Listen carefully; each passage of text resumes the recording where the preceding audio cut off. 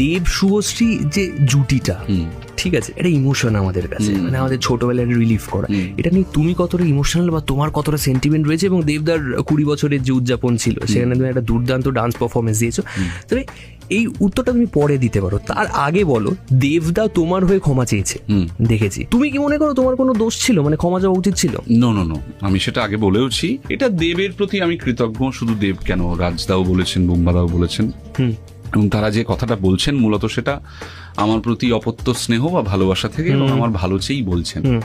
তবে আমি যদি পার্টিকুলার ক্ষমা শব্দটা নিয়ে আসি, তাহলে আমি এর আগেও পাবলিকলি বলেছি, এখানেও বলতে আমার কোনো দ্বিধা নেই, ক্ষমা মানুষ অন্যায় করলে চায়। আমিও চাইবো এরা যেন আমার হয়ে কেউ ক্ষমা না চান। পয়েন্টটা বা প্রবলেমটা নিয়ে অবশ্যই ডিসকাস করতে পারেন, সেই ডিসকাশনে আমিও সামিল হতে পারি। তাতে তো মানে আমি তো ডিসকাশন বিরোধী নই, না অবশ্যই না, আলোচনা বিরোধী নই, কিন্তু ক্ষমা জিনিসটা বড় জিনিস। আমি পৃথিবীতে অনেক মানুষের কাছে অনেকবার ক্ষমা চেয়েছি। তখনই চেয়েছি যখন আমি বুঝেছি যে এখানে আমার অন্যায় আছে। অন্যায় থাকলে ক্ষমা চাইতে আমার মানে 0.1 সেকেন্ডও লাগবে না, কিন্তু আমাকে আগে বুঝিয়ে দিতে হবে অন্যায় কোনটা। দেব শুভশ্রী যে ইমোশনটা, এটা তোমাকে কতটা হাইপড আপ করছে?